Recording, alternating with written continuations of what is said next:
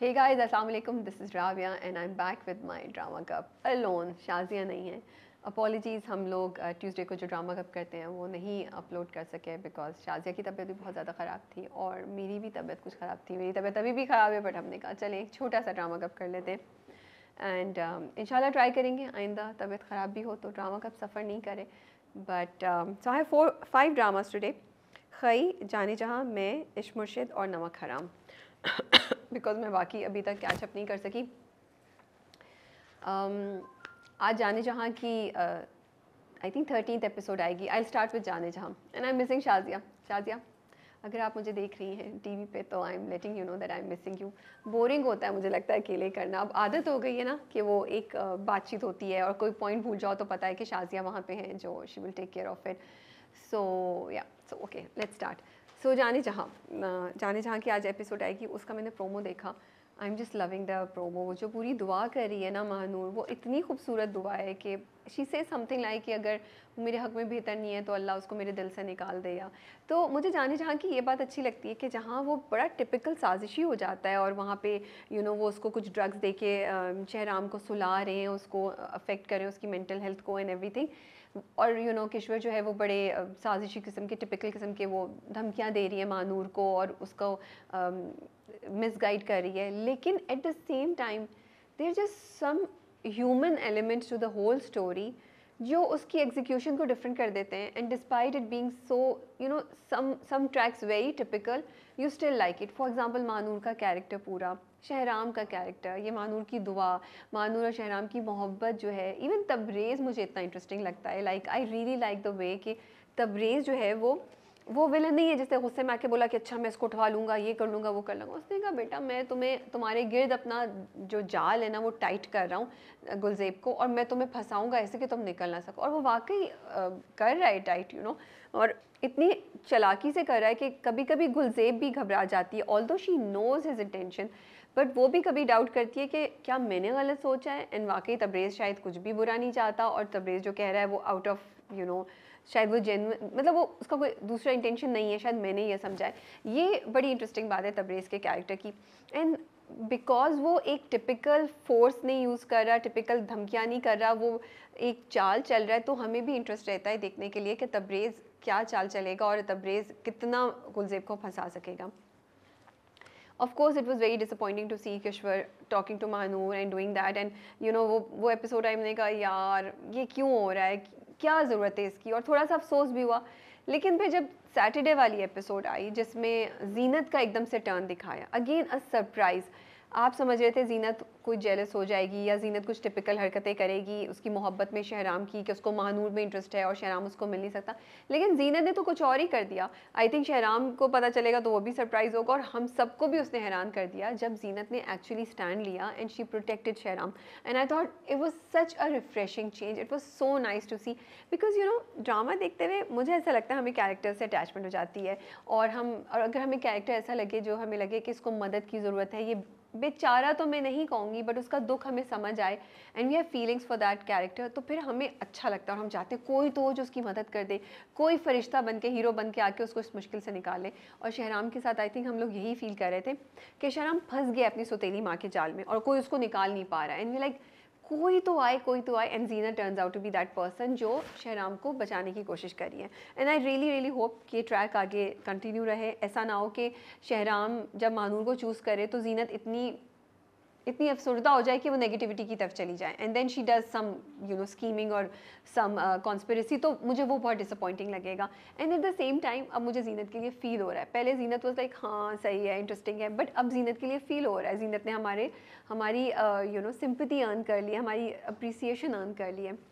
रह गई मानूर, तो वो मुझे बड़ा अच्छा लग रहा है. एक छोटा सा मुझे लगा कि मानूर की बहन जब उसको कहती है कि कुछ कहती है उसको, तो फिर वो जाके शहराम का वॉइस नोट सुनती है. बट आई थिंक मुझे लगा कि मानूर को पता होना चाहिए था कि जो कुछ भी बोला वो शहराम की माँ ने बोला था, शहराम का उसमें कुछ नहीं है. तो वाई वॉज शी थिंकिंग कि शहराम का इसमें इन्वॉल्वमेंट है या वो शहराम से क्यों बदजन हुई. मुझे वो थोड़ा सा वीक लगा पॉइंट, क्योंकि मानूर को काफ़ी शार्प दिखा है, मानूर काफ़ी इंटेलिजेंट है और मानूर सब चीज़ों को सोचती है और देखती भी है, तो मैं मानूर से एक्सपेक्ट नहीं करी थी.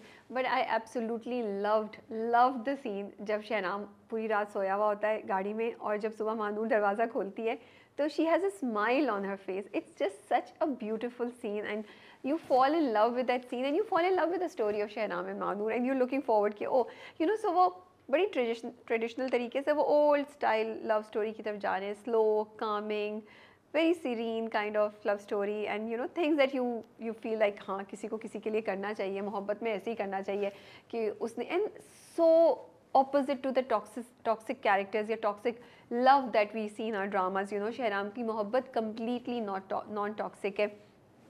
इनफैक्ट वो कितने प्यार से उसको वॉइस नोट भी भेजता है कि अगर मुझसे कुछ गलती हो गई है तो एक दफ़ा मेरी बात सुन लें.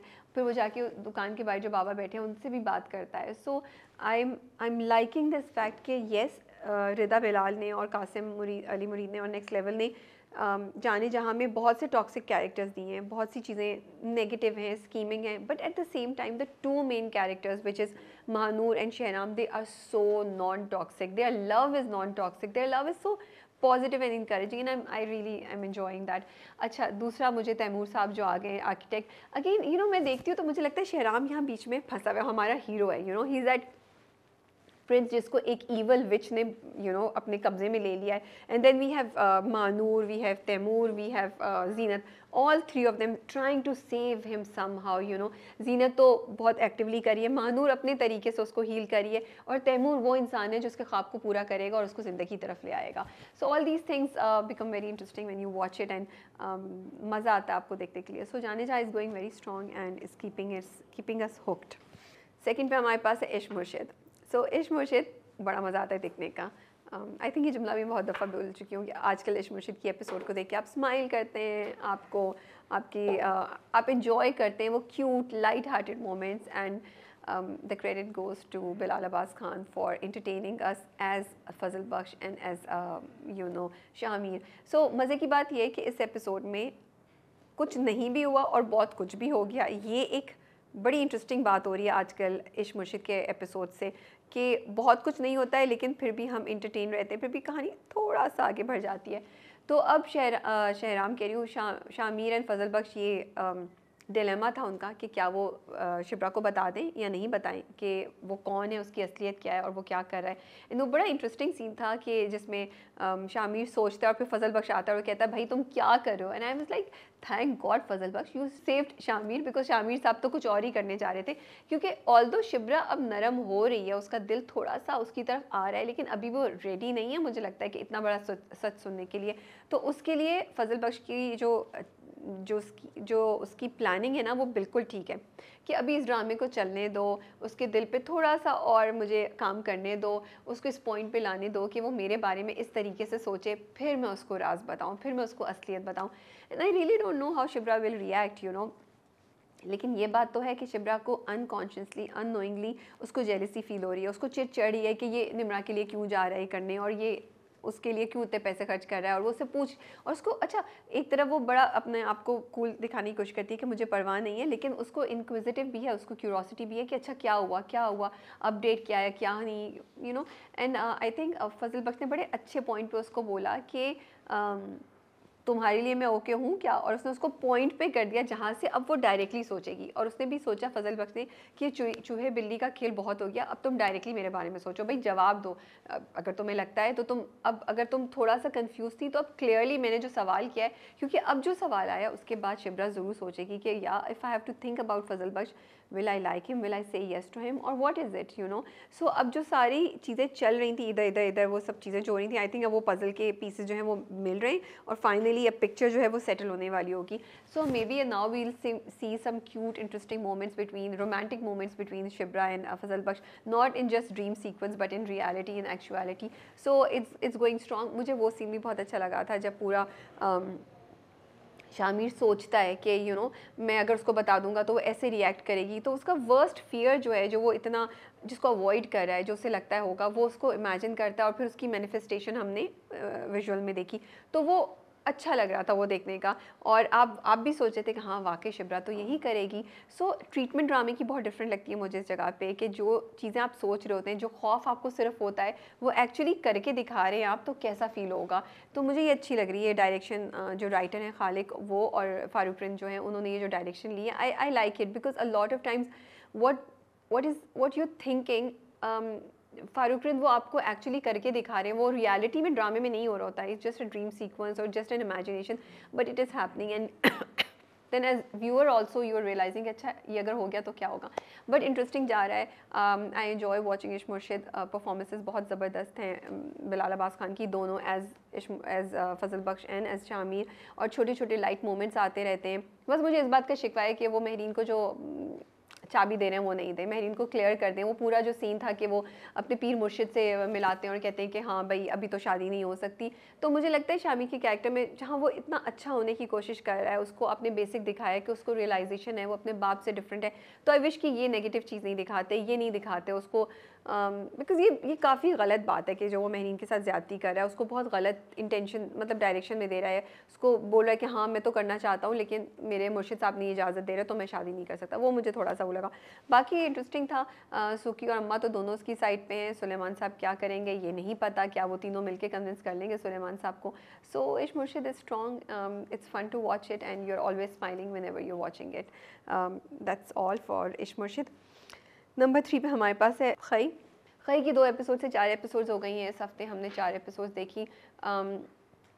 इंटरेस्टिंग है, खई बहुत स्ट्रॉन्ग जा रहा है। खई में ये चीज़ है कि सरप्राइजेस बहुत हैं, उसकी ट्रीटमेंट बहुत डिफरेंट है।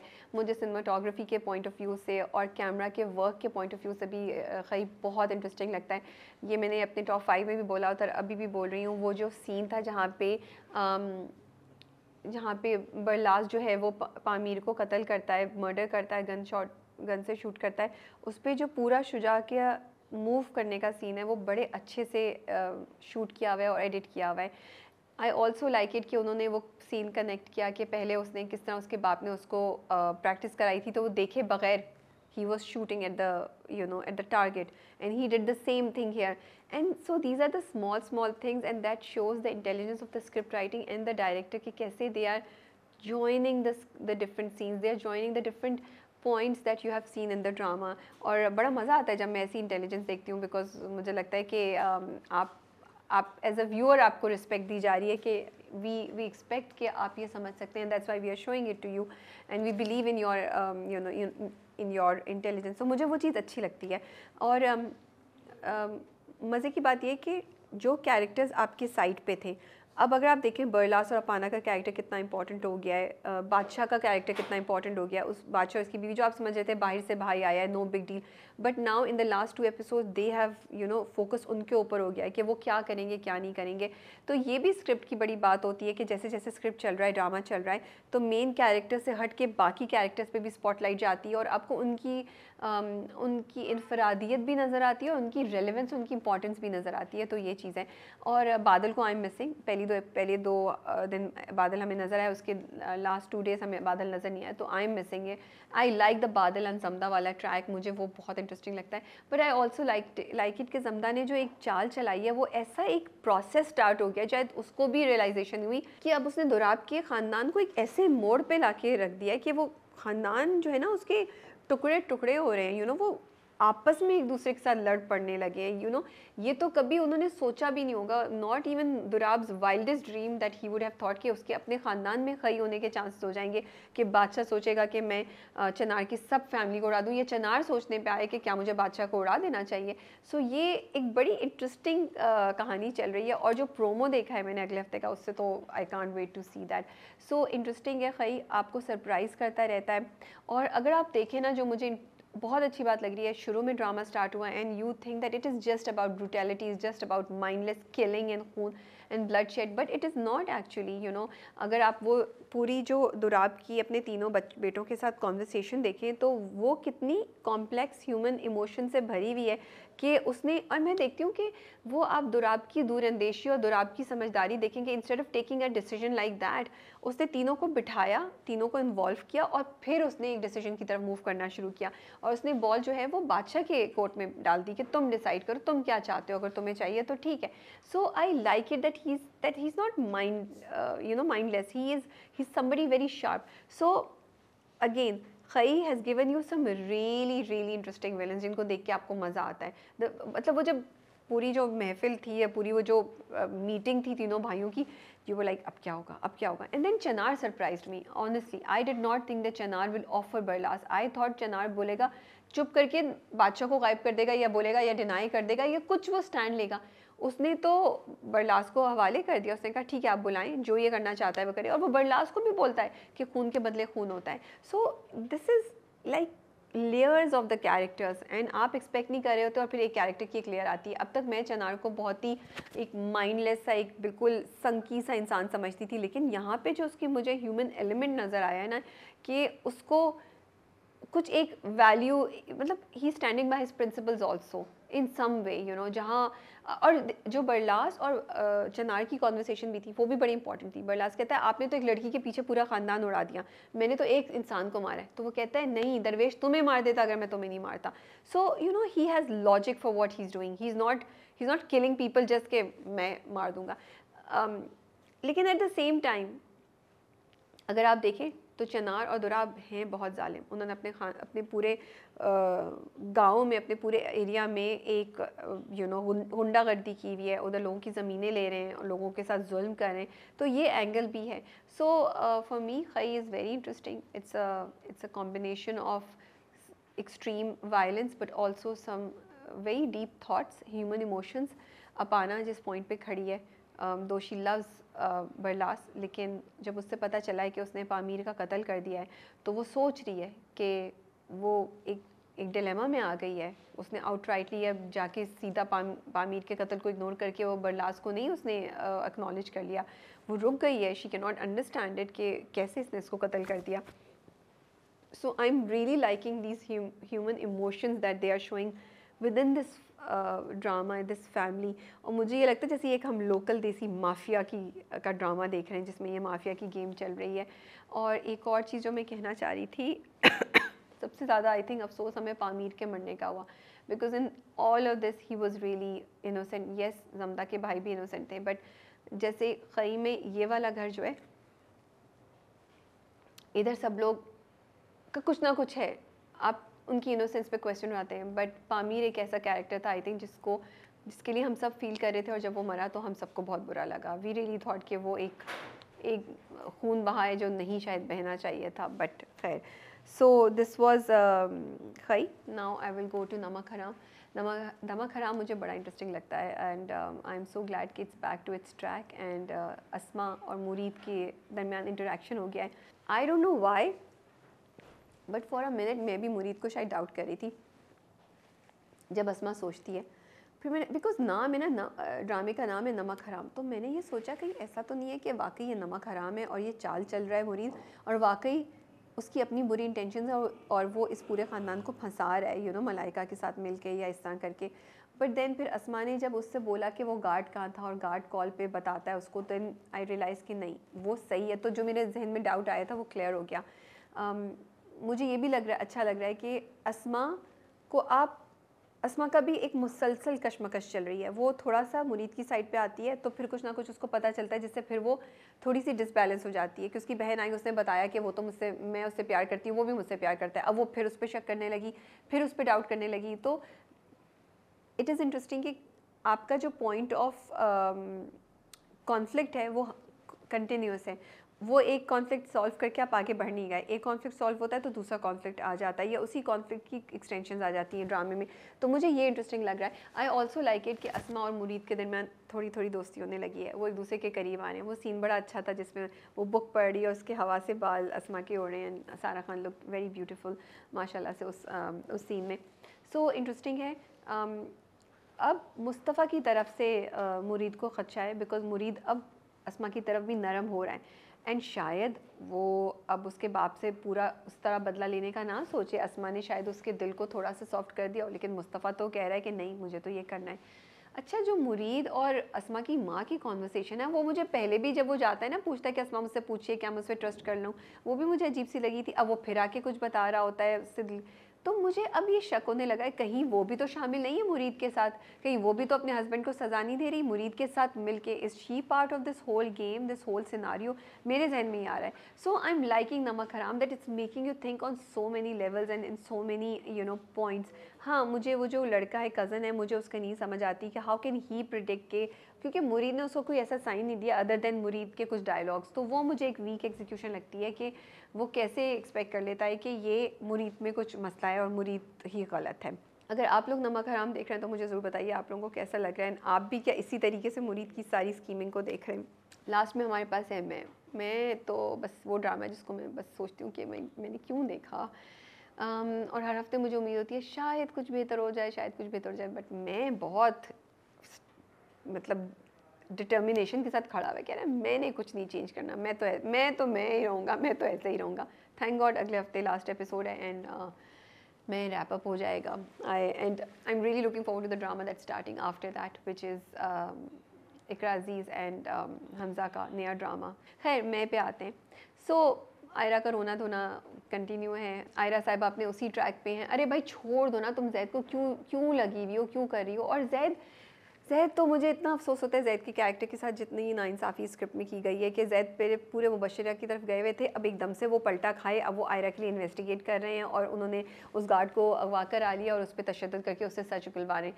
भाई क्या आपके लिए काफ़ी नहीं है जिस किस्म के बयानात आपको सब लोग दे रहे हैं कि दाल में कुछ काला है, वाकई कुछ गलत हुआ है। अब आपको वो बाप को पूछता है तो बाप भी उसको वैसा जवाब नहीं देता। मुझे लगता है जो बाप है ना वही मुझे थोड़े इंटरेस्टिंग कैरेक्टर लगने शुरू हो गए कि अच्छा वो कुछ तो कर रहे हैं। रेयान साहब अगेन अच्छा भला जाते जाते रेयान का तो पूरा सेट था, अब उन्होंने दिखाया कि रेयान पता नहीं रेयान को क्या हुआ, उसने why did he tell everything to Kashmala, क्या हो गया एकदम से रेयान को, क्या वो नशे में था। आई अंडरस्टैंड वो ड्रग था या नशे में था, even then you wouldn't just go and say these things like that, कुछ तो आप दिखाते हैं ना। तो हर कैरेक्टर में ये है जिसका जो दिल चाहता है वो इस हफ्ते सोचता है आज मैं ये करूँगा, आज मैं कुछ कन्फ्रंट करूँगा, आज मैं रोऊंगा, आज मैं किसी को मारूंगा। मैं कि ये बड़ी इंटरेस्टिंग बात है, that's the only thing I find interesting about मैं कि you have the liberty to make your character do whatever you want. उसकी कोई लॉजिक, उसकी कोई सेंस होने की ज़रूरत नहीं है। मुबशरा अब क्यों सोच रही थी वो पुरानी चीज़ें, मुबशरा को क्यों गुस्सा आ रहा था, क्या मुबशरा फिर एक ईगोइस्टिक टर्मोइल से गुजर रही है, I could not understand. Because हाँ मुझे इस बात का ज़रूर अफसोस हुआ है कि मुबशरा ने इतनी अच्छी गेम चलाई थी जैद को अपनी तरफ करने के लिए और वो बहुत कामयाब हो गई थी और आयरा का पत्ता कटने वाला था। ये जो अब्बा हजूर है ना उन्होंने पूरी उस बेचारी की जो कैंपेन थी, जो पूरी उसकी स्कीमिंग थी उसको ख़राब कर दिया। वो ये सब नहीं करते तो जैद आयरा के लिए नहीं फील करता, आयरा घर छोड़ के नहीं जाती, ये प्रॉब्लम नहीं होती और मुबशरा के बोनस पॉइंट्स होते जाते। सो ये एक मुझे बेचारी मुबशरा के लिए बुरा फील हो रहा है। अब कशमाला ने तो डाइवोर्स मांग ली है, अब देखते हैं कि क्या होता है अगली एपिसोड में, how will they wrap up. क्या आयरा और जैद मिलेंगे, क्या मुबशरा गिव अप कर देगी, क्या मुबशरा और जैद मिलेंगे। सो लेट्स सी अगले हफ्ते मैं के कैरेक्टर्स क्या डिसाइड करते हैं कि किसका क्या दिल चाह रहा है, वो क्या करेंगे। I actually do not have much to talk about मैं, बिकॉज मुझे कभी कभी तो ये भी लगता है ऑनेस्टली स्पीकिंग मे बी मैं को रिव्यू करना भी is also not fair. A script which has nothing to offer you should it be reviewed even, and I keep questioning this with myself and चलिए मेरा भी जर्नी कंटिन्यू है, देखते हैं अगले कुछ ड्रामों में हम लोग क्या डिसीजन लेते हैं, क्या हम ऐसे और ड्रामों को रिव्यू करते रहेंगे या नहीं। That is all from my side. आप लोग ड्रामा देख रहे हैं, कौन सा देख रहे हैं तो मुझे बताइएगा। पाकिस्तान में इलेक्शंस होने वाले हैं अगले हफ्ते, आप ज़रूर वोट देने जाएं। आपके इराक़ी से कौन खड़ा हो रहा है इलेक्शंस में, उसका क्या पॉइंट ऑफ व्यू है, do find out.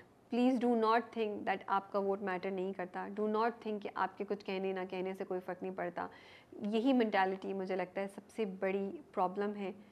Trust and believe in your self. एक एक इंसान काउंट करता है, आप अपने दायरे में जो कर सकते हैं बेहतरीन वो कीजिए, रिजल्ट्स अल्लाह पे छोड़ दीजिए। अपना वोट ज़रूर दीजिए, ऐसा ना हो कि आपका वोट कोई और इस्तेमाल कर ले किसी और गलत चीज़ के लिए। That is all from our side. Take care and अल्लाह हाफ़िज़।